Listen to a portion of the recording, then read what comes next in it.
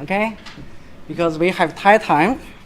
So from today, I will take over the teaching of this module. That means in the second part of this module, I will teach you. I will be your lecturer, okay? I will teach 3 parts and using 12 hours. The first part is fluid properties and modeling. Second part is fluid loading. And the third part is vortex-induced vibration.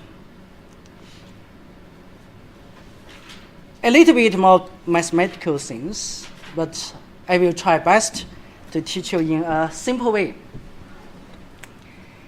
And before you leave, remember to sign this attendance sheet.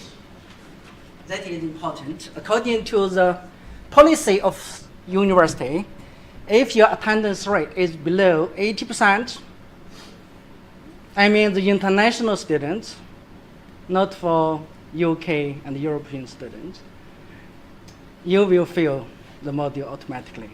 So, but anyway, I hope you all can sign it before leave. Okay? That's the policy. If you are UK and European students, you're lucky. Now, some universities never check this, I know. Like Imperial Labour Universities never check this.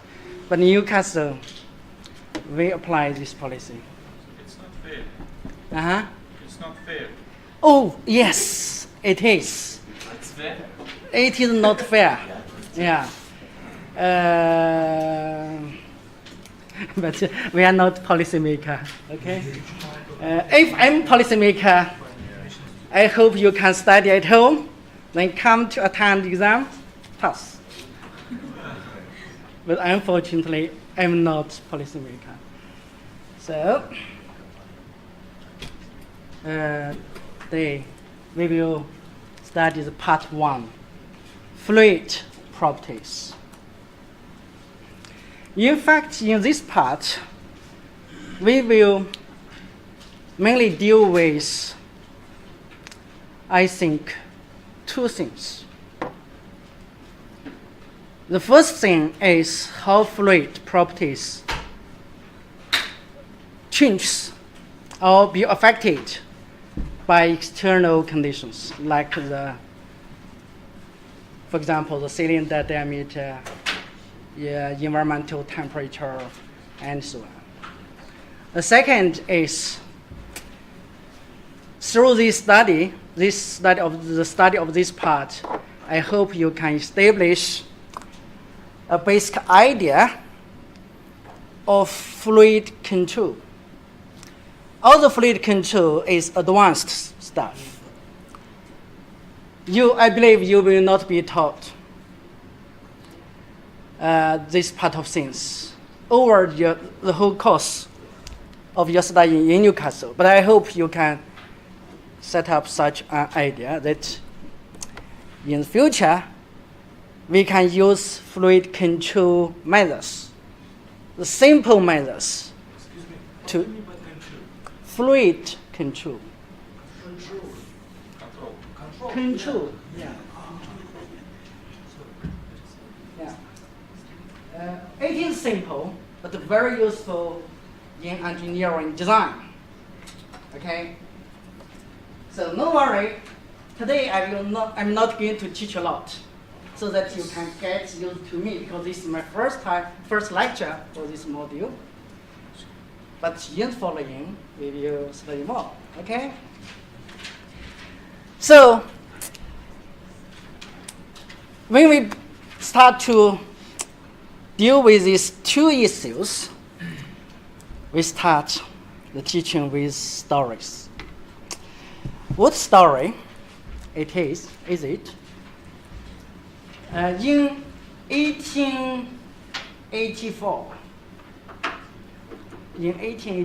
how many years ago? 1884? Yeah, I'm not good at mathematics. 100. Anyway, 100 years ago. Okay? 112 years ago. Yeah, 100 years ago. A very famous man did a very famous experiment in his class. What his experiment was, I can give a brief description of his experiment. Okay, this is our page 1. Okay, so every time I will write down something that is like the teaching materials, I will make scan copy. Then after class, I will upload to Blackboard. So you can use these teaching materials to prepare your exam. In parallel, I will also upload this is the PowerPoint since, okay? Upload this PowerPoint to Blackboard. You can also prepare, oh sorry, I forgot one important thing, is exam. Yes. Sorry. Exam, this year, we are going to ask you to answer 4 questions. Before? Only 4. No, before what was it? It was 4. Previously, last year is also 4. No offense. And each question is 25 marks. But each question could include a few small questions, but total 25 marks. And then Dr. Min taught you the first part, right? Yeah. Okay. He will give 2 questions, and he is new module leader this year. He will give 2 questions, I will give 2 questions for my part. I will teach 3 modules, but only 2 questions. All right. Okay? So it's easy, you will be happy, okay? But the question could be difficult. No worry. It's easy. If you follow the teacher properly, it should be okay. Yeah. So, but anyway, 2 questions will come from my part. Okay, back to the experiment. In 1884, okay, a famous man did a very famous experiment. What the experiment looks like? So he prepared a big tank and then fill water.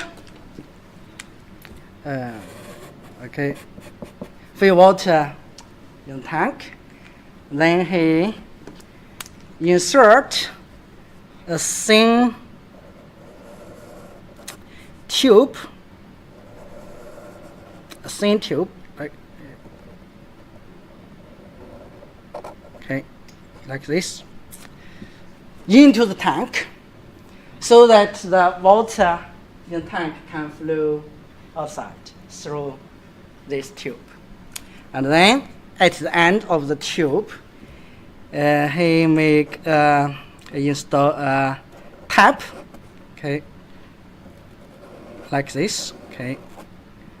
Install a tap, then can control the open and close of the tap, so that we can control the speed of the flow outside the tube. Okay, so this type for speed control. And then he inject. We can use black color. He inject. This is the box, okay, and place dye, okay, into the box, and there is a thin tube here, and inject dye into the tube, okay. This is the dye, black color, okay. And we can say this is dye inside, okay. Inject dye into the tube. Then because in tube it is water, okay, it is water in this tube. So when we control the tap, then the flow speed will change. Then he observed the flow pattern of the dye inside the tube at different flow speed. Okay, so we can use this one to control the flow speed.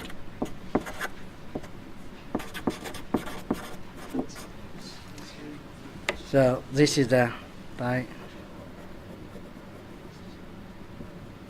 Go down. Okay. He just observed how this pattern of the dye changes at different flow speed. So this is his experiment. I don't know why he got such an idea. I cannot imagine such an experiment. And this is why he is famous. We are not, okay. It is about, but he found very important phenomenon. And I can show you some pictures got from his experiment. So these are pictures of this dye pattern at different flow speed. When the flow speed is low, then the flow goes through the whole tube without any disturbance. Okay, seems like a steady flow. And when you increase the flow speed, the pattern starts to fluctuate or vibrate, start to wave. Then, moreover, the waving of this flow pattern become more and more obvious and serious when we continue to increase the flow speed. And in the end, finally, we find that the dye mix with the water completely. So this is his observation. And what we can conclude from this set of pictures? What can we conclude? Or what can, if we need to make a summary of this experiment, what we can conclude? Speed, you can control flow. No, that famous man is going to observe how flow speed affects the flow pattern. Yeah. Then we can conclude from this aspect. What we can conclude? Different types. Different types when we are opening and closing the tap. Different. What? The types of flow. Different types of flow. Yeah, turbulent and flow. Different types of flow. Close to the answer. The higher the speed of the flow, Mm-hmm. the higher the regularity of the flow of the dye inside of that. Also close to answer. The velocity or higher the turbulence in water flow,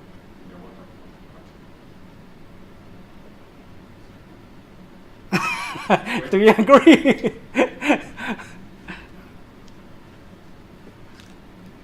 So that don't think about the phenomenon too complex. It is very simple.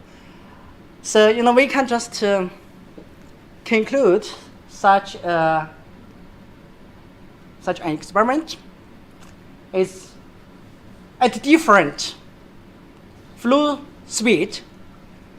The dye inside the tube will show different patterns, right?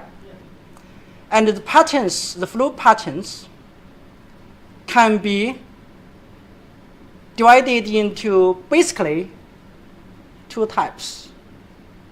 The first type is like this, looks like a steady flow.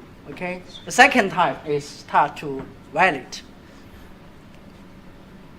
So steady flow, that is a laminar flow, and this flow is turbulent flow. So this is conclusion. So from this experiment, this famous man make conclusion, and he found two types of flow. The first type is laminar flow, second type is turbulent flow. Who is this famous man?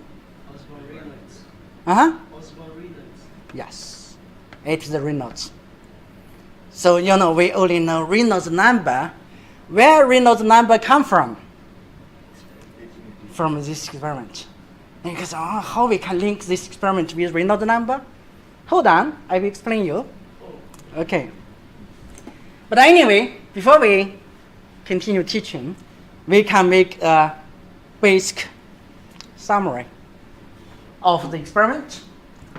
Is the first conclusion is at low flow speed, the dye pass the tube without mixing with water. Looks like a steady one.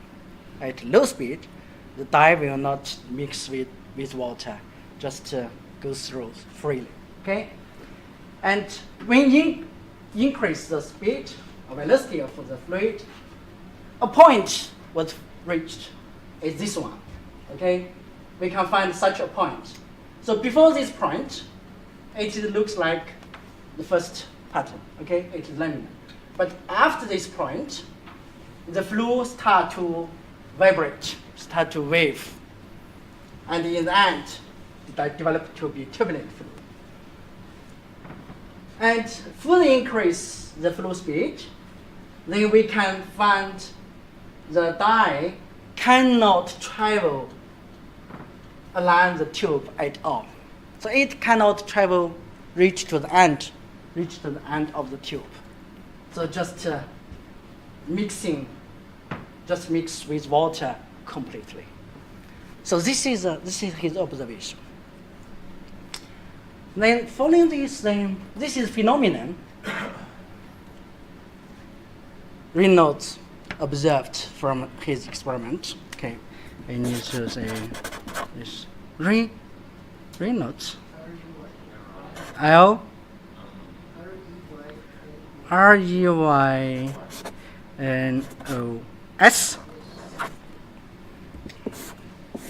Okay, remember his name. Then this is the observation, but we need to investigate why we can observe such a phenomenon in the experiment. Okay, this is not my explanation. I just copy from textbook because I'm not the person make this experiment. Okay, I just deliver this knowledge to you. So in engineering, we can do so in engineering practice. In the practice, okay, practice of engineering,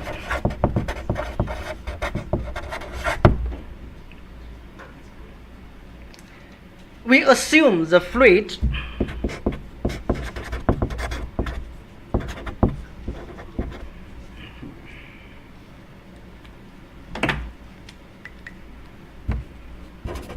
is a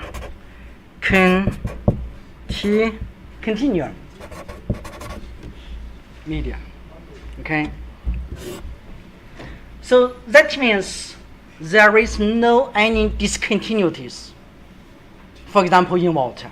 Okay, we just assume this fluid is water, so it is a continuous media. We cannot find any discontinuities. But why I emphasize it is in the practice of engineering. in contrast to this practice of engineering, we can develop the numerical model of the fluid. It is not for reality. It's just assumption. We can assume for example, assume this part of fluid is the density is ρ1, and another part is ρ2. Okay. So in mathematical model, we can do such assumption easily, but in reality, in the practice of engineering, this will never happen. So the fluid is continuous. So the ρ1 cannot change suddenly to be ρ2. It should, if it changes, it will change gradually. Okay? So fluid is a continuum. So that means if the fluid, we can assume such a fluid part 1 and fluid part 2.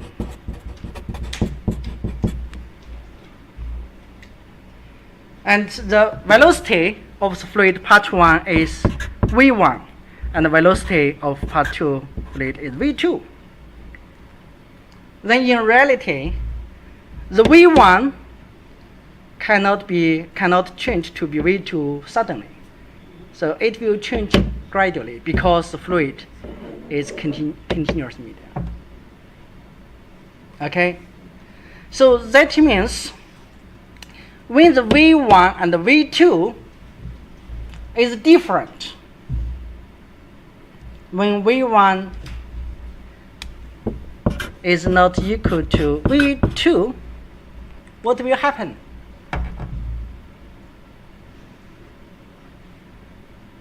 So if we assume this is a streamline, okay, streamline in part 1, streamline in part 2, okay, what will happen?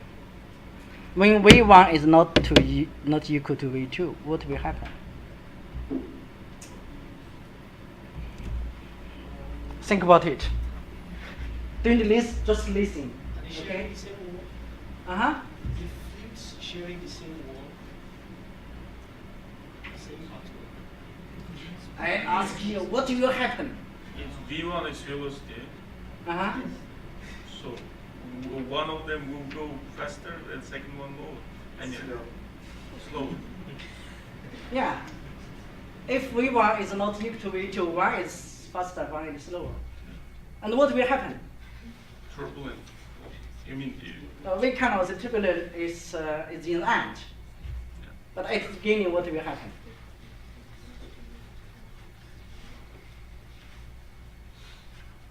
What do you mean? Room. vortex, like what's it? So the eddy will be formed, right? Yeah, vortex. The eddy. Oh, this way. But why eddy will be formed? Friction from the proper Friction. each fluid has its own friction properties. I need professional explanation, okay? Because we are postgraduate, we are research students, okay? The pressures in each part of the flow will be different. So Right. Then you'll get mixing between the two. Right. Why the pressure will be different? Because the velocity is different. Why velocity? Because why when velocity different, pressure will be different? Because of Bernoulli's equation. Right. Yeah. Do you understand?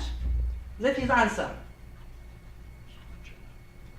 Because of Bernoulli equation. Bernoulli equation.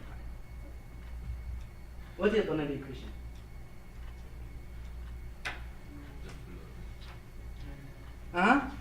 P. Bernoulli equation. Bernoulli equation, yeah. Every people know this equation. Pressure half velocity. Velocity should be half rho u square. Then Head. height. Yeah, height or head. Rho g h Then,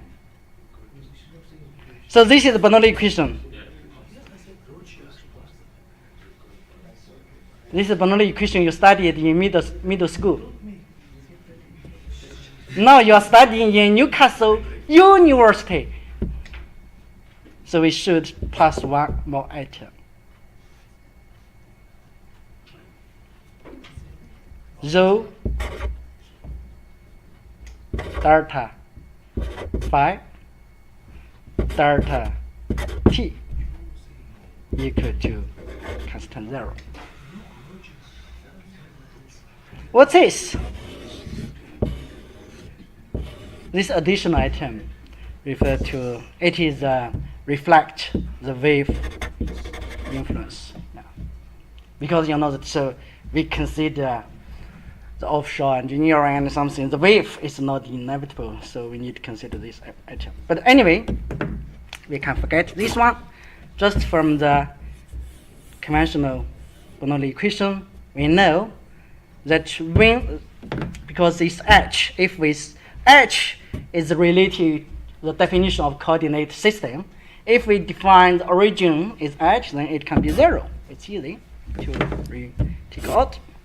Then just P pressure plus half rho U square equal to constant. That means when the U changes, rho is density, it is constant. So when velocity changes, the P will change. Because the sum of them is a constant, so when the U increase, often leads to the decrease of pressure. And vice versa. Okay. So when the velocities in this of the fluid in these two parts is different, the pressure in these two parts will be different. The P1 will be different. This leads to P1 is different from P2. So when the pressure is different, what will happen? Then the fluid always flew from the high pressure region to low pressure region. Just the air. Why we got wind?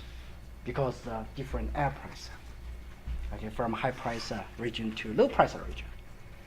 So if the V1 is larger than V2, that means P1 is smaller than P2. Then the flow will roll in this direction, roll upward direction. But in oppositely, then it will roll down. So that is why we can observe the rolling of the die inside the tube. But this is just from the mathematical aspects we explain the observation. But in physics, then why it changes the direction, why the flow pattern or the path of flow change the path? Because different, we studied the streamline before. If we assume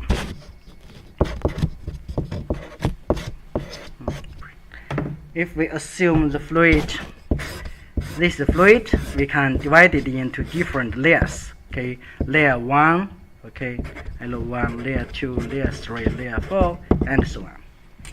And then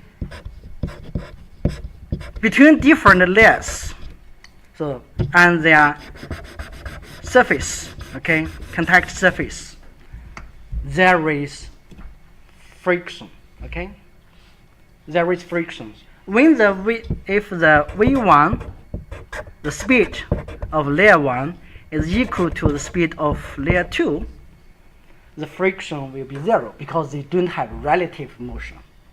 But when the V1 is different from V2, the friction will exist. And that is the force. And moreover, that force is always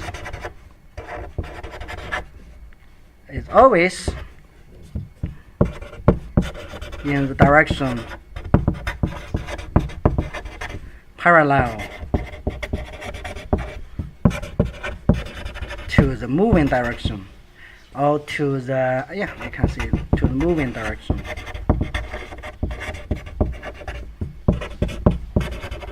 Of the fluid. And this force, this is force, friction force. And we know that the force, we got force, then along the surface has an area, okay? Force over area, action area. What's that?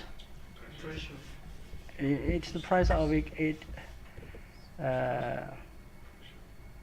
is the pressure, yes. But I'm not going to use pressure to describe this. You know that because existence of this force, we have the stress, right? And this stress we call it shear stress, because the direction is always parallel to the moving direction. So it is shear stress. Okay. The shear stress exists on the surface. So due to the existence of shear stress between different layers, so it will change the speed. Okay? It will change speed. When speed is changed, then pressure will be changed, then the turbulence will be developing. And how we can calculate the shear stress?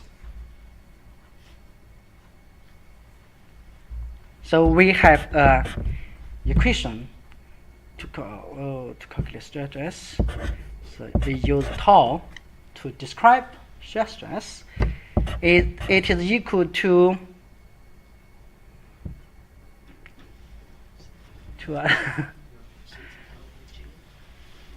so we can consider it is a function, okay? It is a function of something, right? A function of x1, for example, x1, x2. Of course, shear stress is affected by many factors, and x3 and so on. So shear stress is a function of many factors. Then we need to find these factors. What are they? Viscosity. I need to understand why you know the answer. Oh, I did. What are you doing? Oh, did you not hear? I said viscosity. Okay, viscosity is yeah, is a factor. And Rate of change of velocity in y.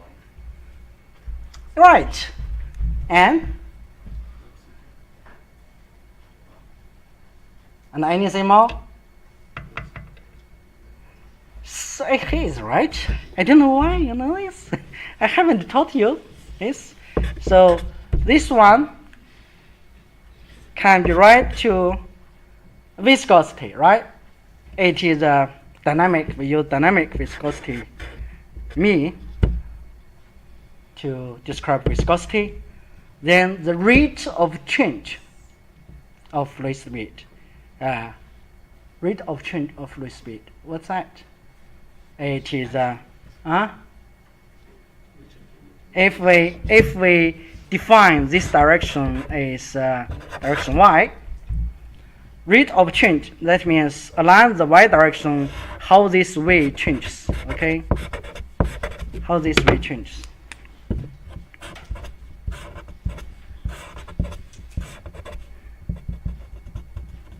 So the tangential of this curve is rate of change, right?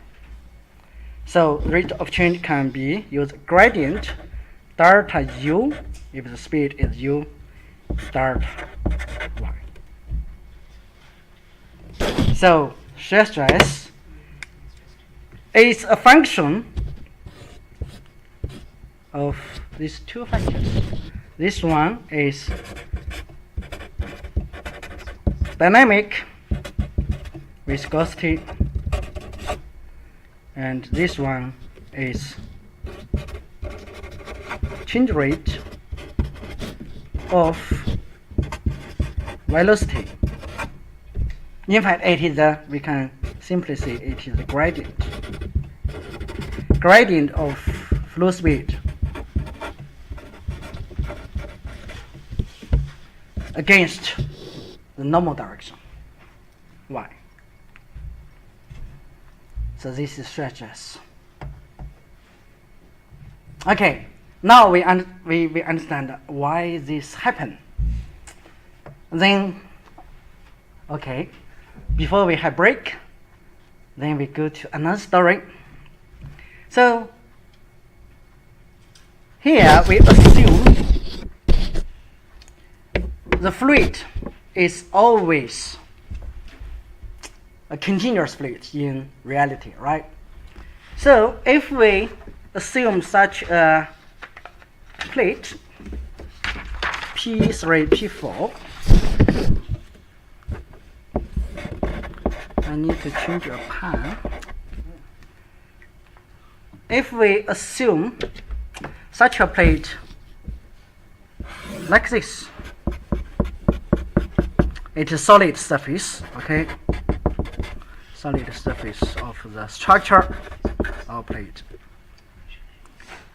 Then the fluid is flow above this structure.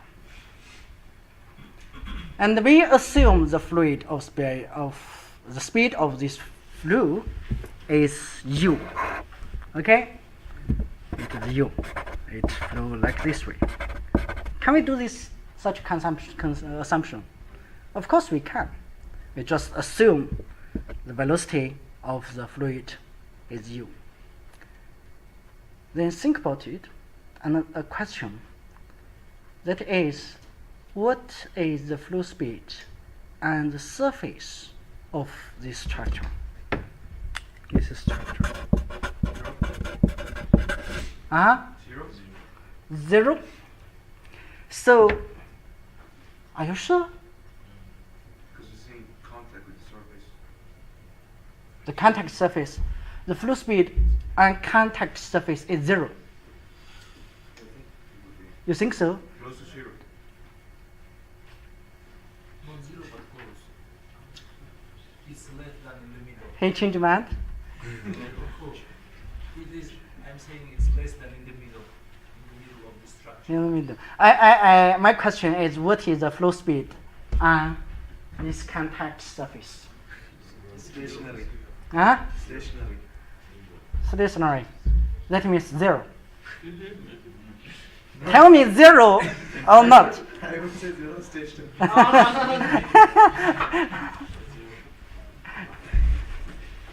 Right? It should be zero, right? Why it is zero?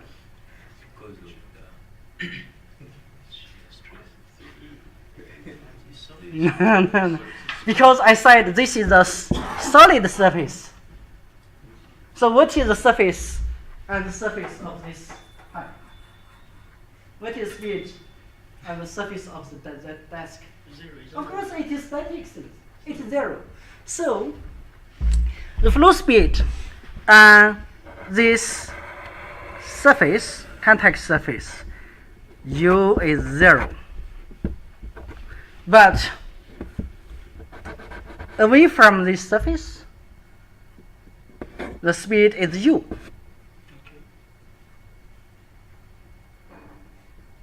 So I said the fluid, for example, water, is continuous. And how the speed of water changes from zero to u suddenly? Can water speed or fluid speed change from u to zero without any transition, just suddenly, okay? Without transition. Yeah, we always do transition. Because the fluid is continuous. Is it possible? Not possible. So the flow speed cannot change directly from u to zero or from zero to u. So there must exist a transition area. So because it's continuous, then there is the speed on the surface is 0, then speed increase gradually, then in the end reach the value of u. So that is transition area. And if we use a terminology, that transition area, we call it boundary layer. Okay? So now we got boundary layer.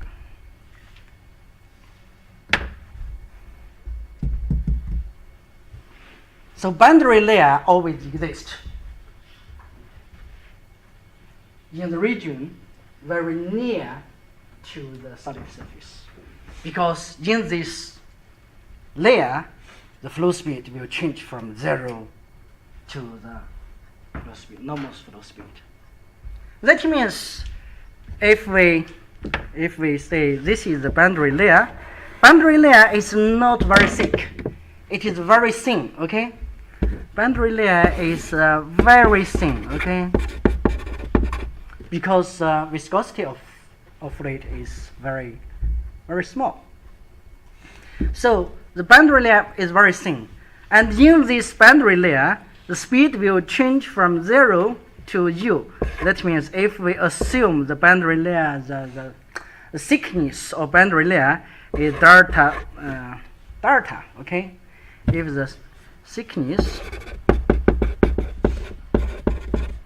of boundary layer is delta, okay, then the gradient is in the gradient of flow speed in this area is delta u delta eta.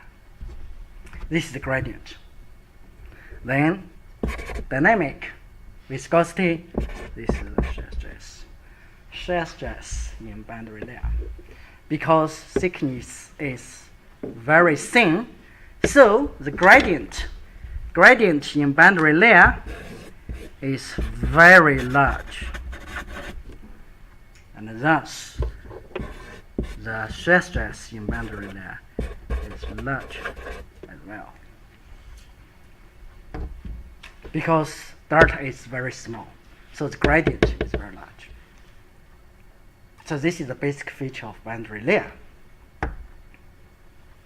Okay.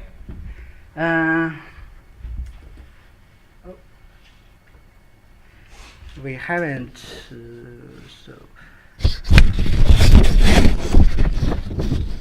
Okay, we can, about shear stress, I would like to see one more word about shear stress.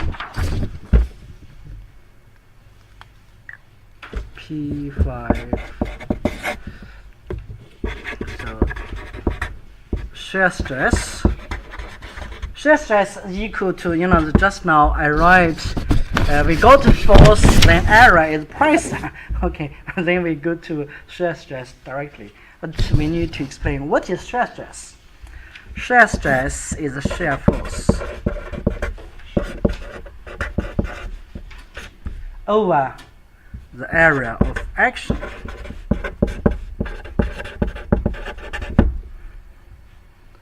So the unit looks like pressure, but it is not pressure. Do you know why? Because it has a direction. Yeah. The pressure is, if this is surface, okay. If we say like this, okay, this is surface. Then if we add force, okay, distributed force F on this surface, if the surface area is A, then F over A, this is the pressure. But shear stress is the force direction. Shear stress is between two plane area. Okay, we can say like this. This is the plane 1. Okay, plane 1. This is the plane 2. Okay, this is 2 planes, and the plane 1 has plane 1, plane 2 has the same area of A. Okay, shear stress is the force between this contact surface of these two planes, the shear force is in this direction, in the direction of moving. Okay, so the F over the area of action. Area of action is still A, so over A. This is the shear stress. This is the pressure. So their unit is same, but they are different types of things because they are directionally different. Okay. I think so. Although the teaching notes is lot, but I believe using these 5-page things, I have explained the story. Okay, we can have a break. Then following the break, then we teach laminar and turbulent flow. Okay, have a break.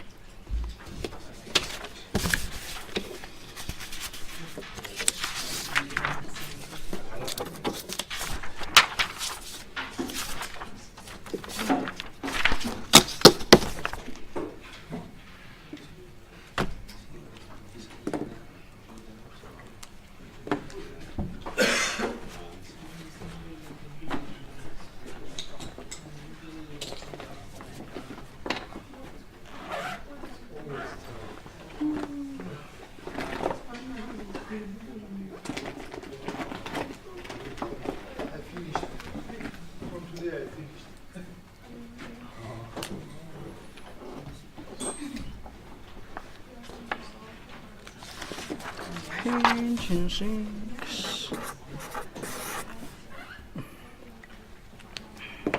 At the end of the lecture, are we gonna let us take the notes so we can copy them? This one? Yeah. I will upload Blackboard. You will get it. No worry. Okay.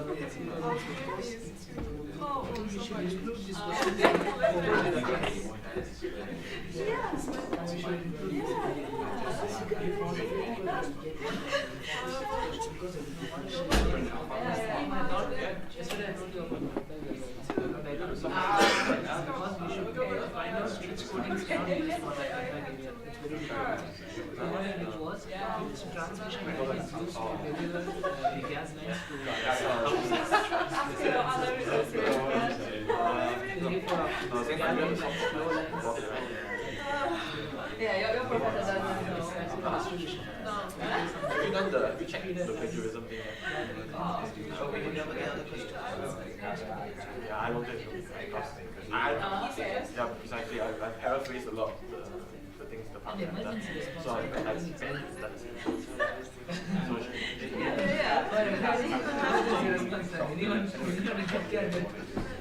summarize it. So I don't very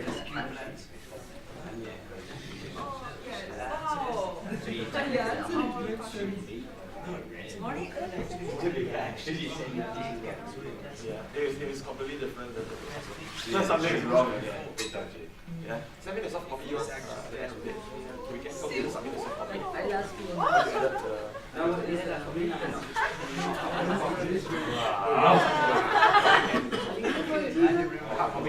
It's going for a conference.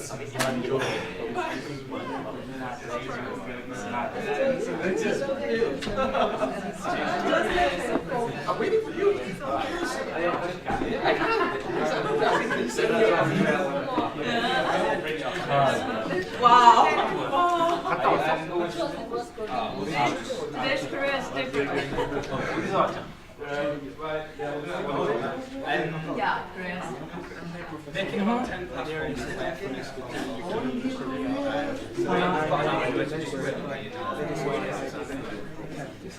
Okay, yeah. What do you mean? Attendance what? You didn't attend when you signed this?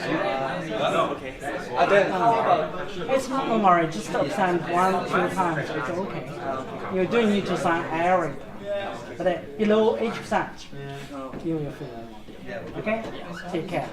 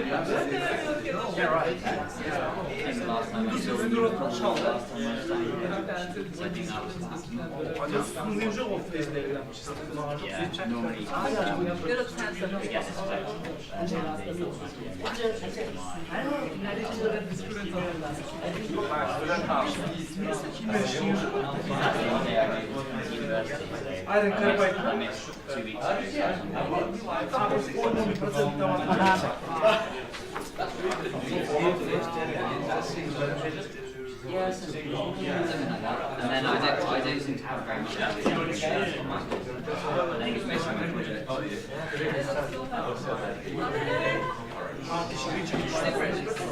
Yeah, I think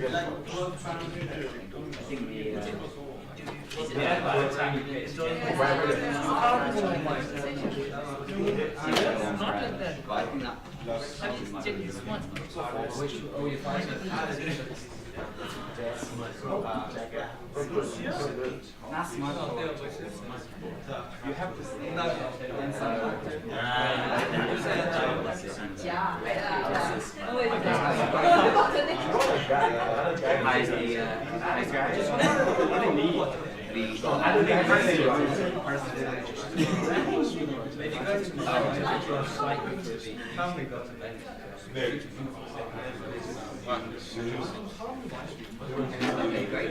Who are you going to do?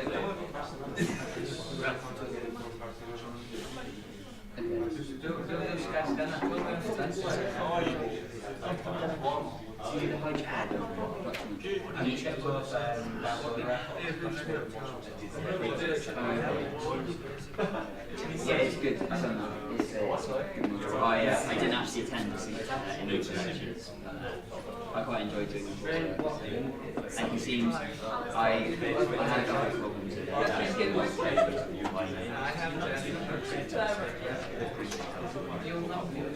yes, and next all I have. Have you ever seen a man?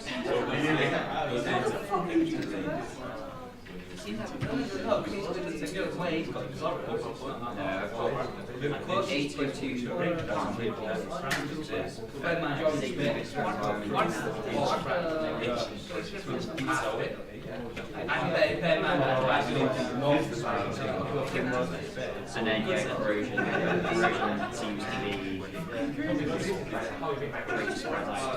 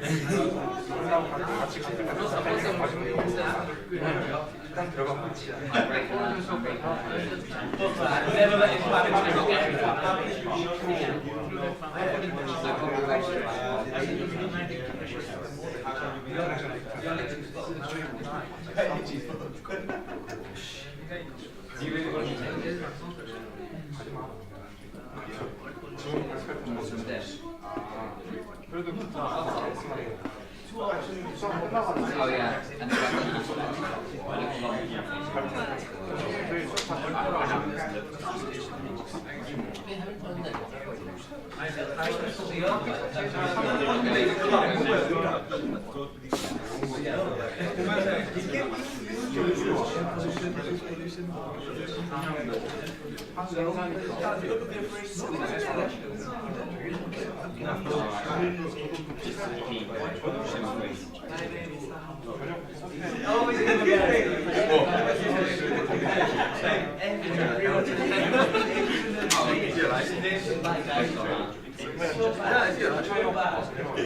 Coming to the snow. Oh my god, crazy. So did you have to do the metallics?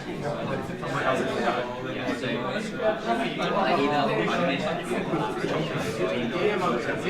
He said it wasn't required. It wasn't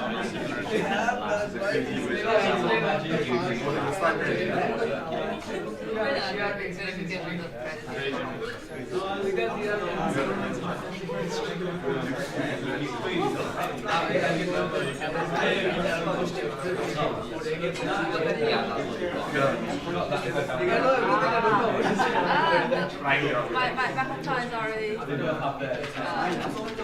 minus 15.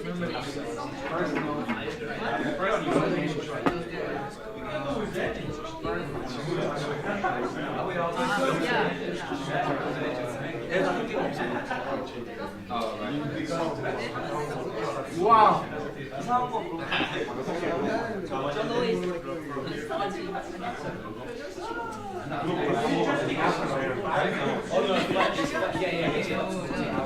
like totally.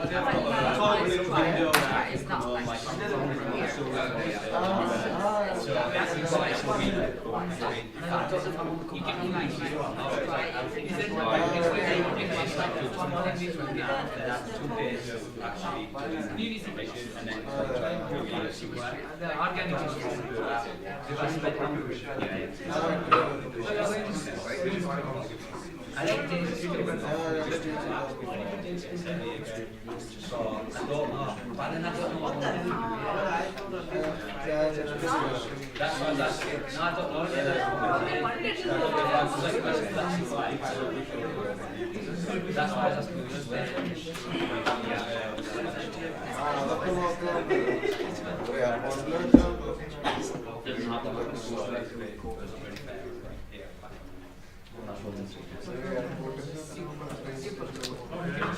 yeah. Oh my god, 35 minutes. So my first revelation was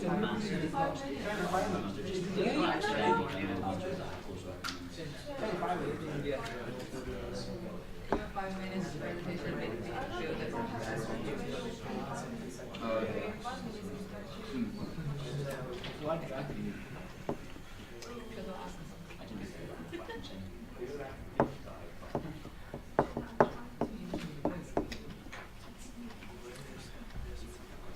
Okay, can we start now? Then we start early, then stop early. Okay. Laminar flow and also turbulent flow. This is the observation from Reynolds experiment. Then we need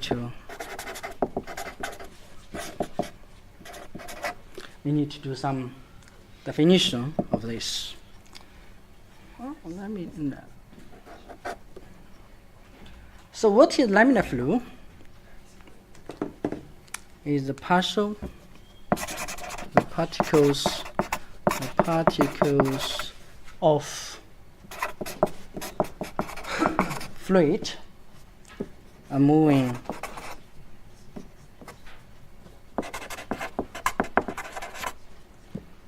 internally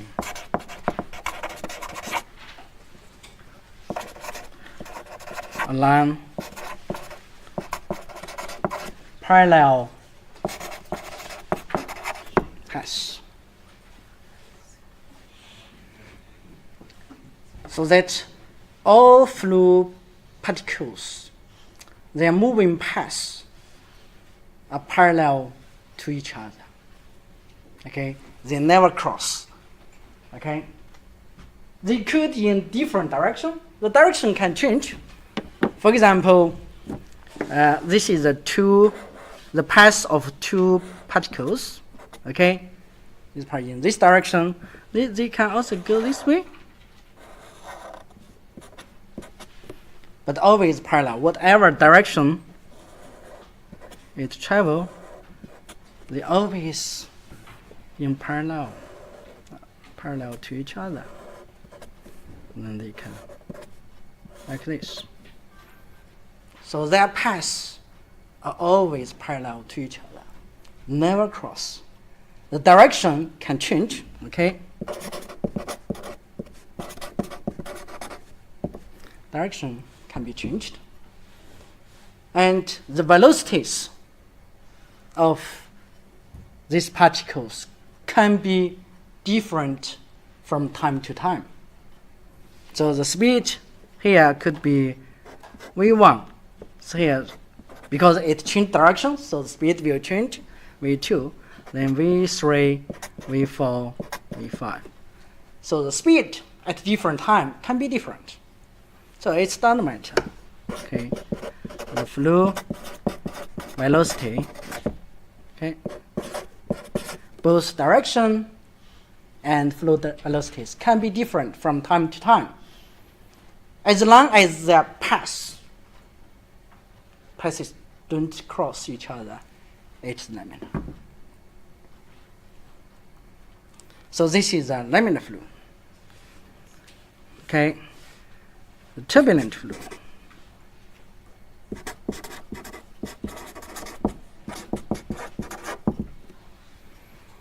In contrast to laminar flow, the particles of fluid are moving. We can see the path.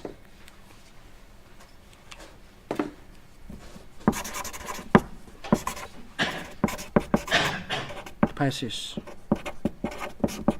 of the moving passes of fluid particles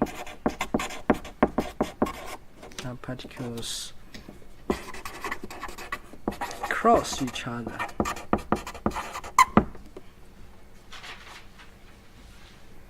So this is a turbulent flow. So it's very easy to distinguish them.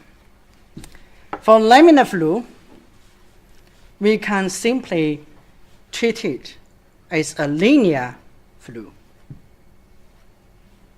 So if we use a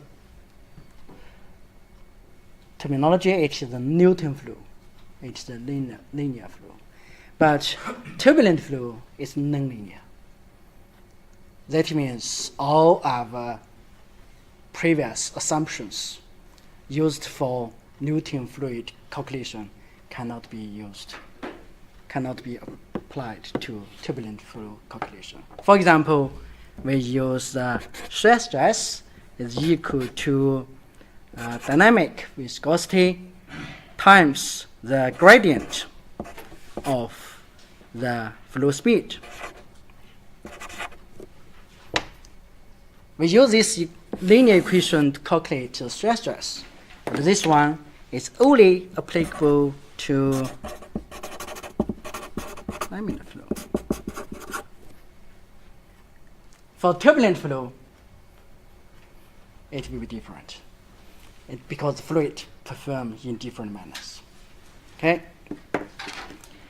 So, this is a description or definition of two types of flow.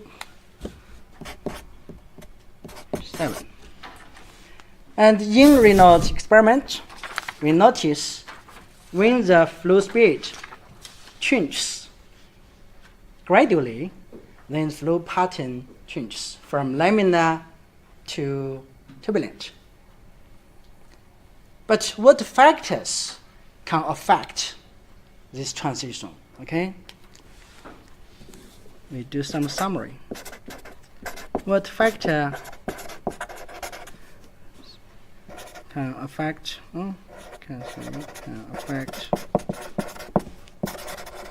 the transition from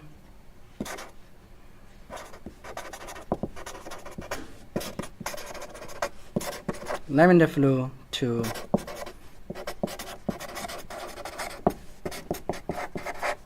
turbulent flow. Many factors. We can list. So I'm telling a story, but it could be an exam question. Okay, I'm not telling. No, I'm not telling a story. I'm not laugh. So, not for joking. It's serious lecture. Okay. So, what factors can affect transition? Velocities. Yes. So, the first of all is flow velocity, right?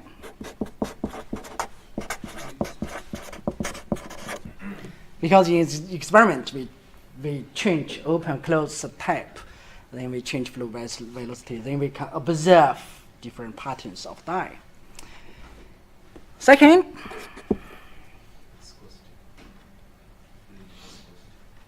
yes, with viscosity. Oh, why viscosity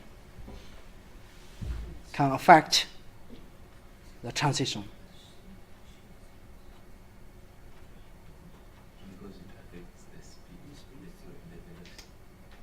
No. You know, I have taught you knowledge in the first part of this lecture. You should use the knowledge you learned to explain the following things. Shear stress.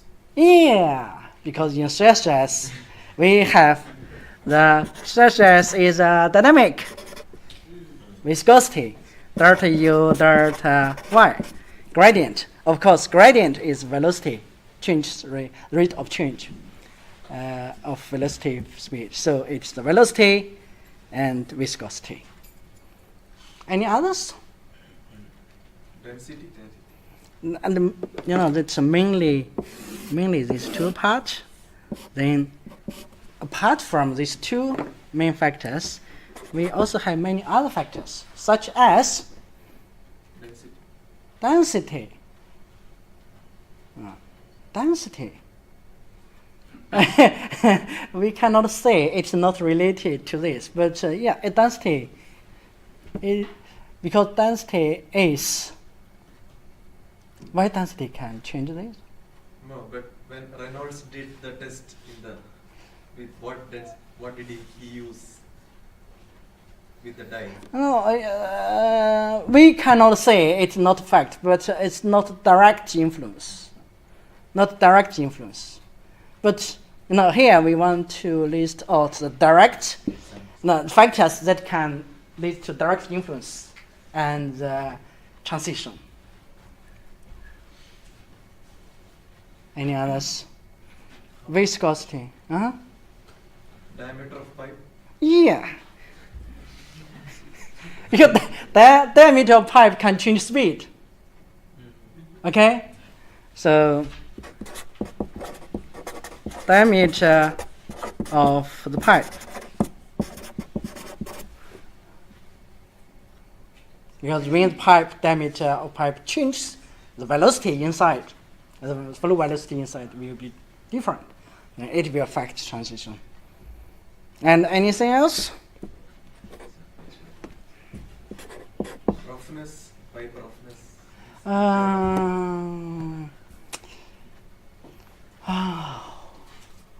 Yes. Yeah. But that is deep knowledge.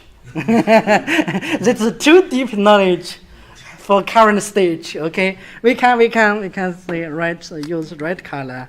So it is roughness. Okay, surface roughness of the pipe. Okay. Why use red color to highlight this? Because this is implies something flow control. Yeah. Right? So this is deep knowledge. In the end of this teaching, we will get this conclusion. But now you propose it's okay, but we just leave it here. Okay. And anything else? So simple factors. Don't think about this question too difficult. It's very simple. whatever factors, it affects this one and this one. And viscosity, velocity, diameter also affect viscosity. What factor can affect viscosity here? Yeah, temperature. The environmental temperature or fluid temperature, okay? Temperature. Because when temperature changes, the viscosity of fluid will change. So affect the transition. And so on.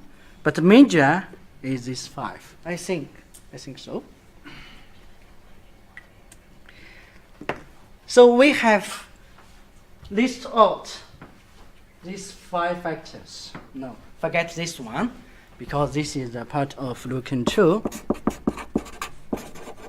Control things. Then we can pick it out at the moment. Okay, temporarily. Then we only get 4 factors: velocity, viscosity, diameter, and temperature. But when we describe the transition, we are not going to use so many factors. When temperature is 5 degrees, when the diameter is 1 meter, and when the velocity is 1 meter per square, and when viscosity is, we don't want to use so complex description to describe transition. We want to use one simple criterion to describe the transition. So for example, when this criterion is below this level, below this value, then it is laminar. Above this value is turbulent.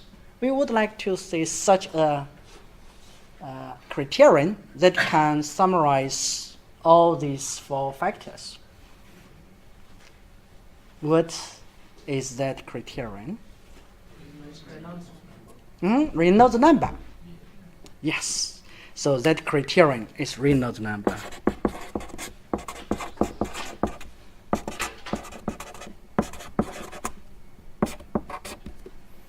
What is Reynolds number?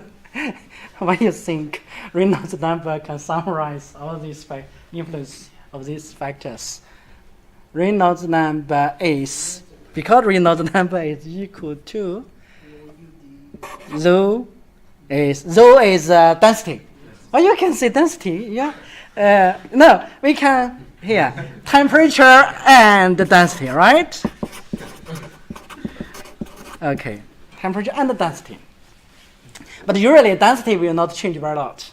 Okay, so rho ud over me. Me is dynamic viscosity. Rho is density of fluid. U is flow speed. D is diameter of the pipe. So this is Reynolds number. Okay. U. You can use U. You can use V. It's denominator. It's just a symbol. Okay. P8. Okay. So Reynolds number is rho ud over me, and in this equation, rho is density, u is fluid velocity, and d is pipe diameter, and me is dynamic viscosity. And sometimes the people move density rho into the denominator. Then we got the ud knee. Okay. Here the knee is rho over E over rho. Okay. And knee is kinematic viscosity. Okay. This is the Reynolds number. We got Reynolds number now. So, but this is all this the qualitative description. Okay, qualitative description is tendency. When temperature increase, what will happen? When the speed changes, what will happen? But in engineering design, we don't need qualitative. Qualitative is important, but we would like to more accurate quantitative description. So that means when the Reynolds number is at what level, it is laminar. When the Reynolds number is what value, it is turbulent. So we would like to see such more accurate conclusion. Before we do that, I invite you to watch a video, okay? Relax. Hopefully this links works. It should work.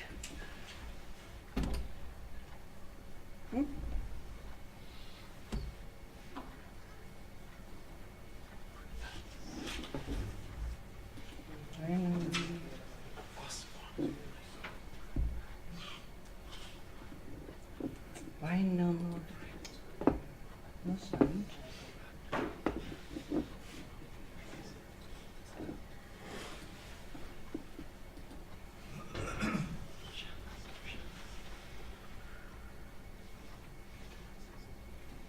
Why no sound?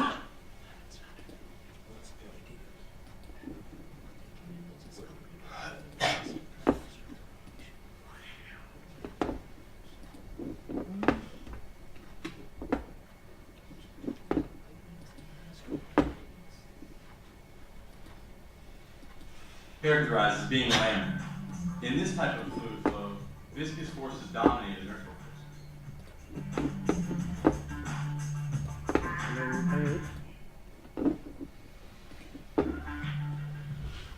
Osborne Reynolds was the first person to demonstrate that a combination of variables could be used to distinguish flow into two types, laminar and turbulent. Using dimensional analysis, you can find a common relationship between the characteristic length, velocity, density, and viscosity of the fluid being tested. These parameters combined make Reynolds number. Reynolds number is equal to the density times the velocity times the characteristic length over the viscosity of the fluid. Its significance is the ratio of inertial forces to viscous forces on the fluid element.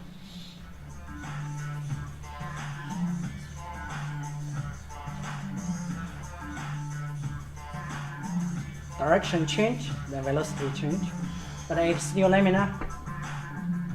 When Reynolds number is less than an order of magnitude of 10 to the third, fluid flow is characterized as being laminar. In this type of fluid flow, viscous forces dominate inertial forces.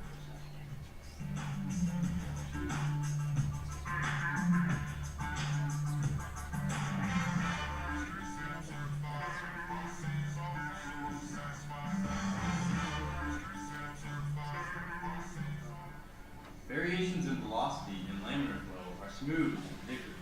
Streamlines are parallel to one another, allowing for precise calculations and models to be made.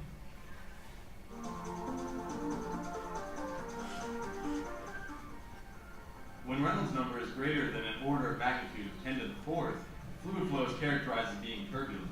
This type of flow is dominated by inertial forces.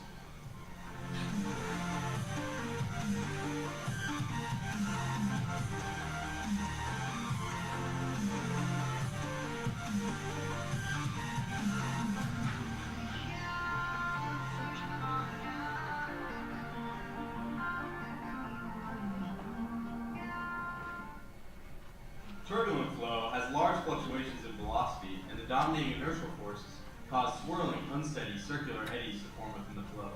The swirling fluid causes turbulence and makes mixing within the fluid. Turbulent flow is unpredictable and makes analyzing the fluid characteristics much more costly. Reynolds number is applied in many different types of industry to classify the types of flow that will be encountered in specific flow systems.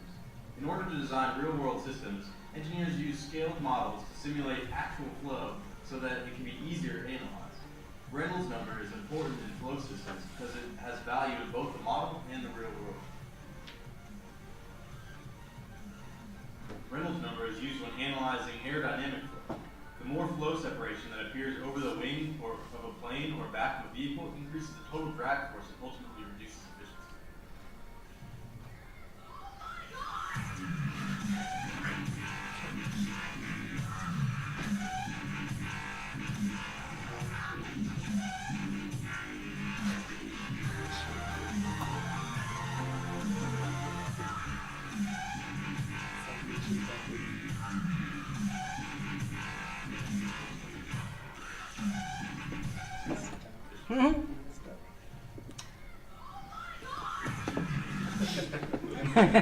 Oh my God. Okay.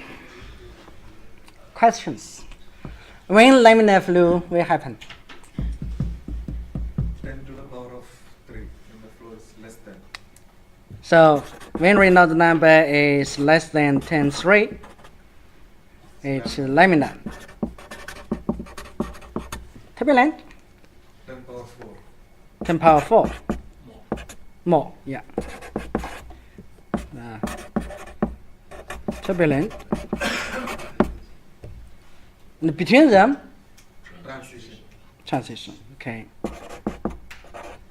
Less than 10 power 4, larger than 10 power 3 is transition.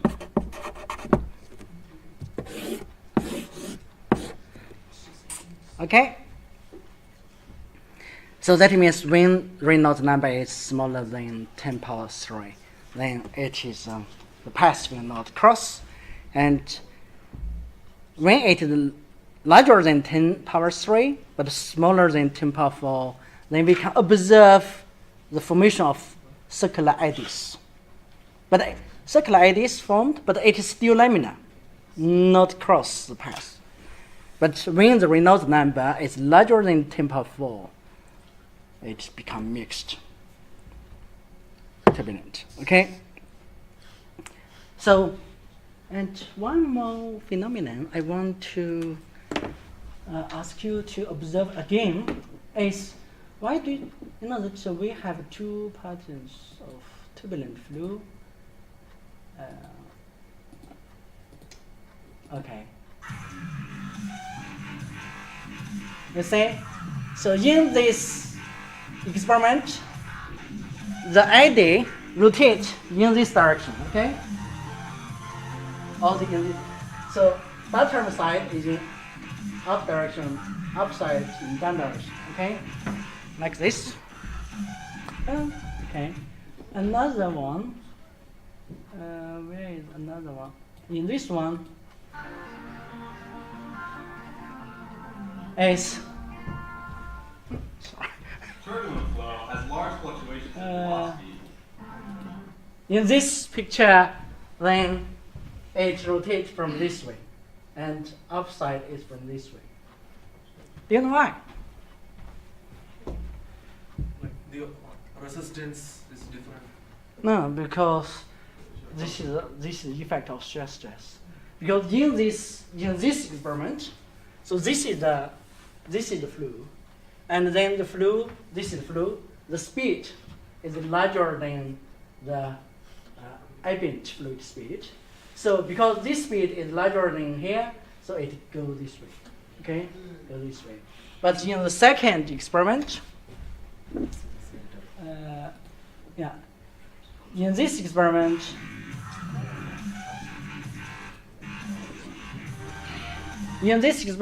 is this one is static, and the flow is this both sides. So they flow, so they can.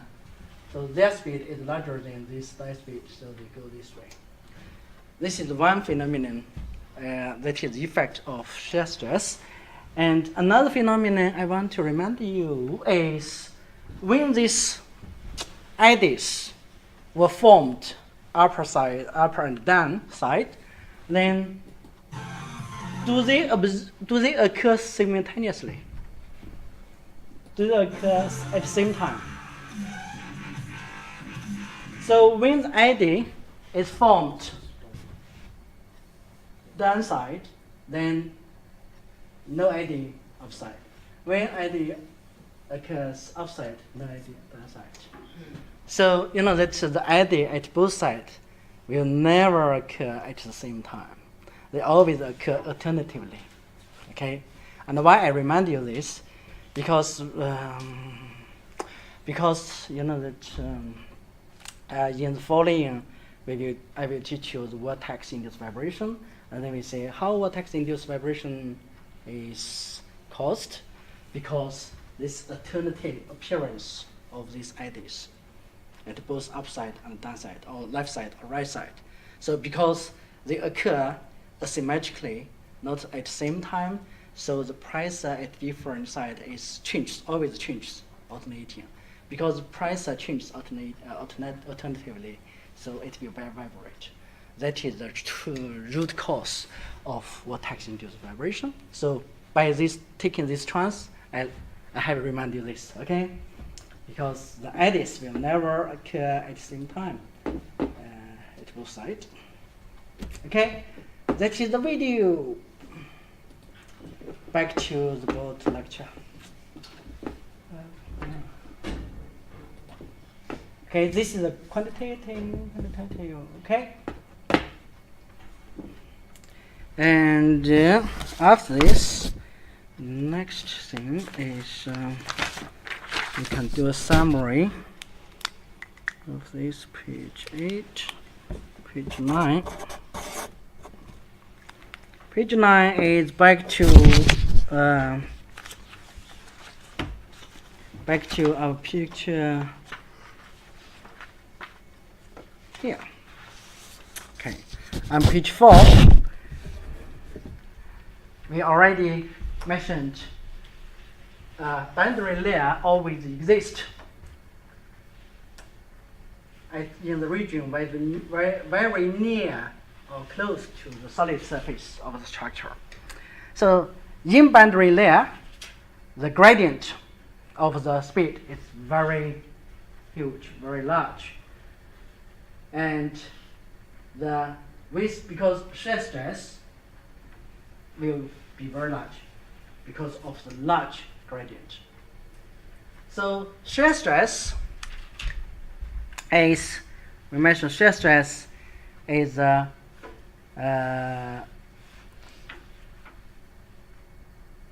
stress is what I mentioned. Is force. Is the denominator is shear force. The denominator is viscous force. Area of action, right? The force over action. So in this boundary layer, the shear stress is the viscosity effect is very large. It cannot be ignored. But outside this boundary layer, the shear stress, because gradient is very small, is zero, so the shear stress is very small, and then the viscosity effect can be ignored because it is small. So that is conclusion now. So on page 4 here, so we can say the fluid, the domain of fluid can be divided into two parts. Okay, in part 1, okay, part 1 is in region very close to structural surface. We can simply say this is a boundary layer. Okay, it is boundary layer in which the shear stress, okay, is very large due to the large gradient of the flow speed, and thus the viscosity effect is large, cannot be ignored. This is part 1. Is in boundary layer. And part 2 is outside the boundary layer.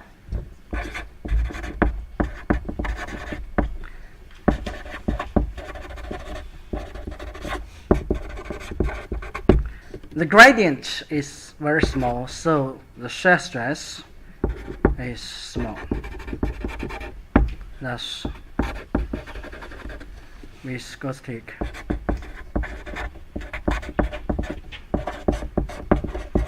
effect can be ignored. Okay. Why I mention these 2 parts? Because you know that when the viscosity effect is small and ignorable, that means we do need to consider the viscosity, right? So that is linear fluid, linear Newton fluid. Then we can use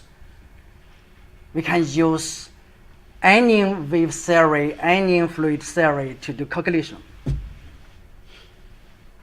But when we, in this boundary layer, when we consider when this viscosity effect cannot be ignored, then nonlinearity will occur. The fluid becomes nonlinear. Okay? Then you know that when you talk about the professor in our school, they will say, what are you doing? What is your research? He said, I'm doing research on viscous fluid. What is that? That means this viscous effect cannot be ignored. So that is the cutting edge research area. But usually, in our engineering design, we use linear theory. That's okay. For example, in your examination, just linear wave theory, we will give you an equation. But in your research in the future, because you know that the boundary layer, I said, boundary layer is always exists. You cannot ignore it.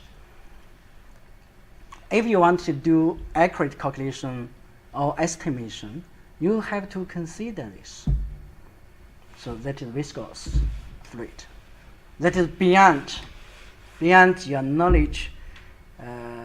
But in the future, if you do continue PhD study, then you could touch this part. Okay. But anyway, from this simple lecture, we have viscous effect. In some region, it can be ignored. In some region, it cannot be ignored. Okay. So just plant a seed in your mind. Okay, it could be useful for your future research, depending your selection in the future. Okay, we mentioned in boundary layer, the viscosity effect cannot be ignored. Then page 9, page 10. Then we need to investigate how boundary layer is formed. We know boundary layer is always exist, but how it formed? Okay. How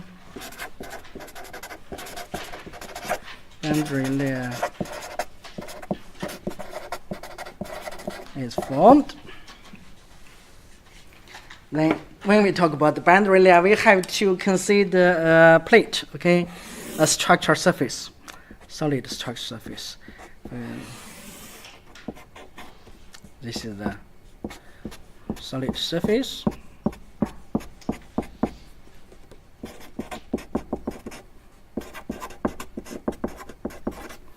And let's assume the flow speed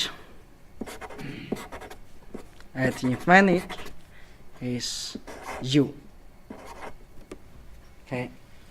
Then when this fluid passes through this plate, then at the beginning, touch the plate surface here. The fluid speed will not be changed because just touch. But due to the shear stress in boundary layer, then at least in boundary layer, the flow speed will slow down, right? Because shear stress, because and the surface is 0, and then outside boundary layer is U. Then the in boundary layer, like this, it is transition area, the speed is slowed down. And the closer to the surface, the more the speed will be reduced. Okay? So the speed will slow down, but the speed at this infinite will not change. It will continue move in this direction. But when it touches the surface of the solid structure, the flow speed will slow down. That means, because many flow come this way, but here the flow cannot go, just stay here or slow down. So more and more fluid will be accumulated on the surface.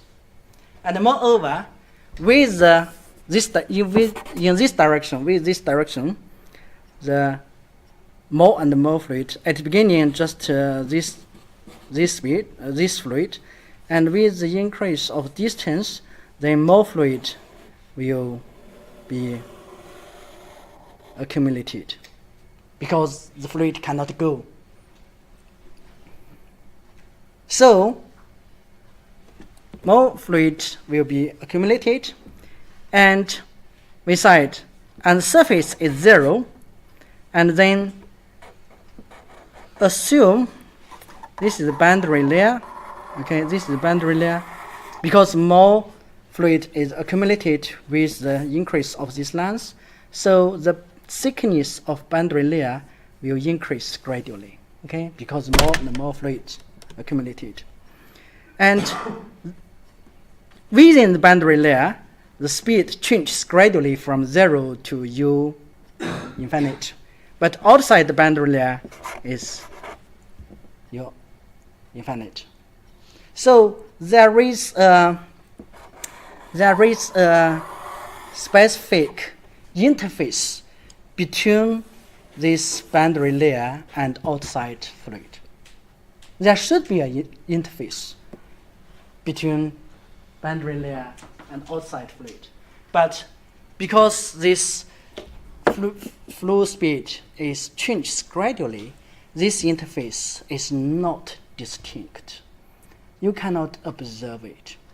So it just changes slowly. It's not distinct, okay? So this interface between main fluid and boundary layer is not distinct. You cannot observe it, but this interface does exist. So in the practical calculation, for facilitating calculation, we define the thickness of boundary, because this interface, from the interface to the surface, solid surface, this is thickness. The thickness changes, okay, gradually, because more and more fluid accumulate and the surface of the structure. And this thickness is the thickness of boundary layer. This thickness we define use at. So for facilitating calculation, the at is defined as at is thickness. It defined at the top point here, the velocity is equal to 99% of U infinity. But this is only for using the calculation. And in reality, this interface cannot be observed. But we have to define the thickness. So we use U is equal to 99% of U infinity to define the boundary layer. So that means on the surface, the flow speed is equal to 99% of the speed of main flow. So this is how thickness of boundary layer changes along the distance, and how we can define the thickness of boundary layer. But this is just a theoretical one, okay? In reality, it's difficult to it's very difficult to observe this. And along this distance, the flow pattern, that in boundary layer also gets flow pattern, okay? Also get flow pattern. The flow pattern also changes along the distance. For example, we can divide the flow pattern, roughly divide the flow pattern into 3 types. The first region is say the region 1, okay, region 2, and region 3. Region 3 from here to here. Region 2 from here to here, and the region 1 from start to here. And in these 3 regions, the flow will show different patterns. So in the first region, the flow is still laminar flow, like this, okay? Because the thickness of the boundary layer is still narrow, is very small. So the flow is still laminar flow. But with the continued increase, with the increase of this thickness of boundary layer, the path of the flow particle start to change. Because more space here, it start to change. Because the outside speed and the inside speed are different. So it start to change maybe like this, okay? Because outside speed is larger, okay? And like this, start to change. So, but it is still, we cannot say it is laminar, it is between laminar and turbulent. So this is a transition, okay? Transition area. And with the continued increase of the thickness of boundary layer, it becomes turbulent. So this laminar, transition, and turbulent. Turbulent is disordered completely.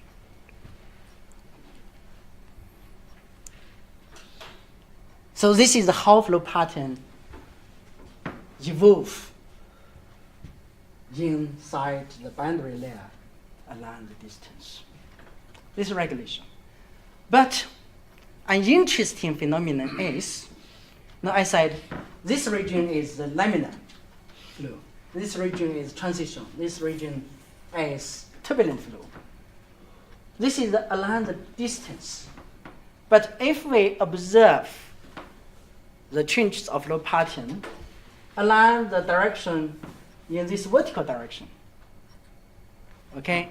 This is along the direction in parallel direction, horizontal direction. If we investigate how the pattern changes along this vertical direction, an interesting phenomenon is observed, is a laminar flow exist in all three regions at the area very close to the surface. Do you know why? Because you know that means I use the blue red color. That means this is a solid surface, okay? And in a very narrow region, very close to this solid surface, so in this region is laminar flow. But just outside this is laminar transition turbulent. But in the region very close to solid surface is laminar. That is because on solid surface the speed is 0, and then with the increase of this thickness, then the speed increase gradually, and in the end reach the U infinite, right? But in this process, there are always a narrow region. Inside that region, the speed is still small, not high. It's very small. So in this very narrow region, it's laminar. So this is a very, very special phenomenon. So you know that when we talk about laminar turbulent, we cannot simply say in region 1 laminar, in region 2 transition, in region 3 turbulent. Because in all these three regions, there is laminar as well. But only in the area very, very, very close to solid surface. The speed is very narrow.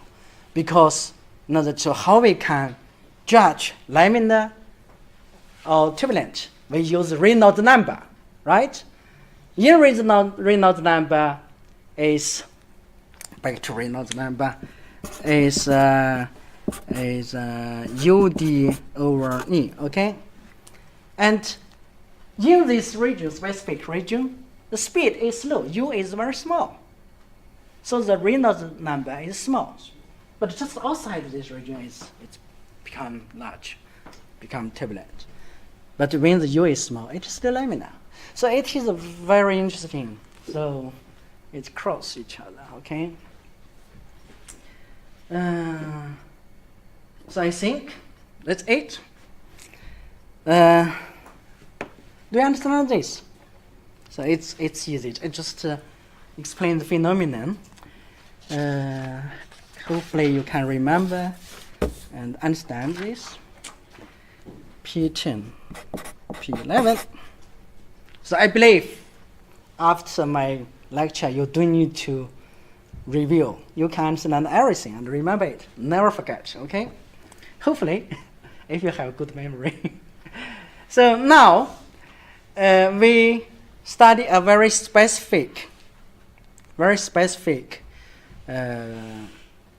phenomenon is, we assume, so you know, I think you are very familiar with cylinder, right?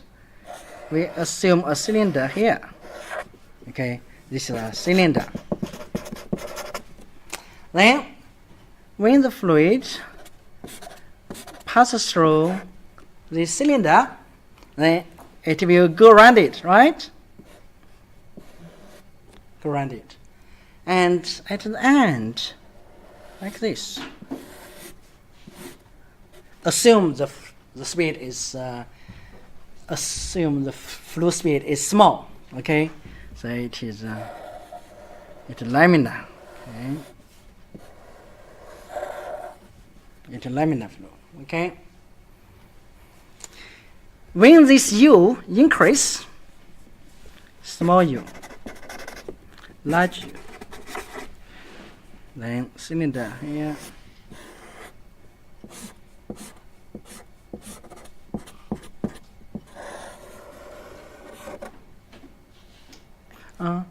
this direction, okay.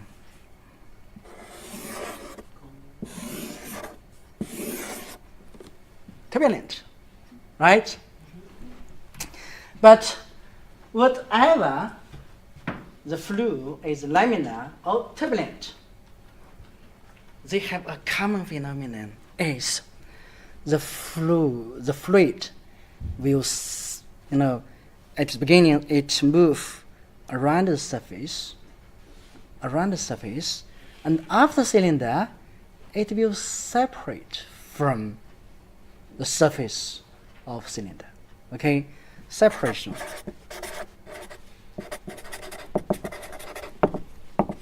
Phenomenon of separation. So whatever the fluid is laminar fluid or turbulent fluid, so after the cylinder, it will separate from the surface. The fluid will separate from the surface, then go away. So separation. So terminology we call it is shading. Okay, it is shading. You can see separation. So we can understand that simple language. It is shading. But why this separation happens?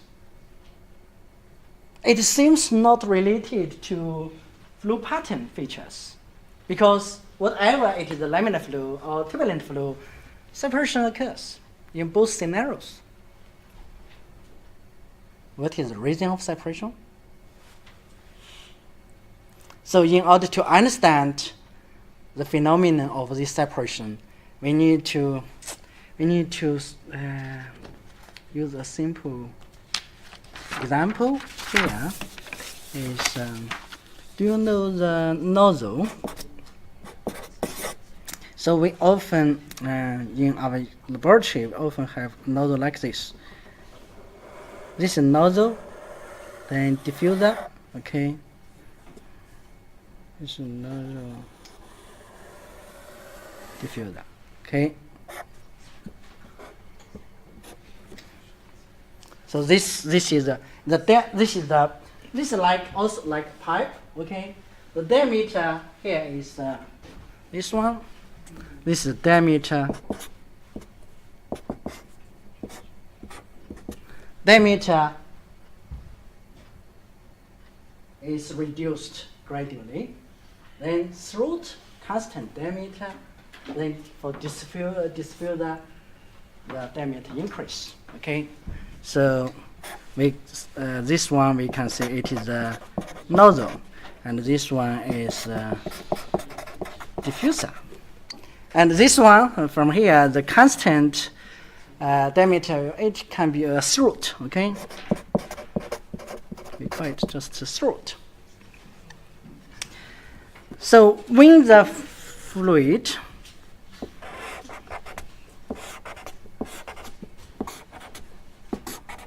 passes through this nozzle, throat, diffuser combined device. Okay, what will happen? So we need to describe the fluid property in these three regions. Okay, in nozzle region, then throat region, and the diffuser region. So if the speed is U and pressure is P, okay? Remember Bernoulli equation, okay? If we assume the fluid velocity is U, the pressure is P, then when the fluid goes through this nozzle section, what U will happen? What will happen on U? What will happen on P? So the U velocity U will increase, and pressure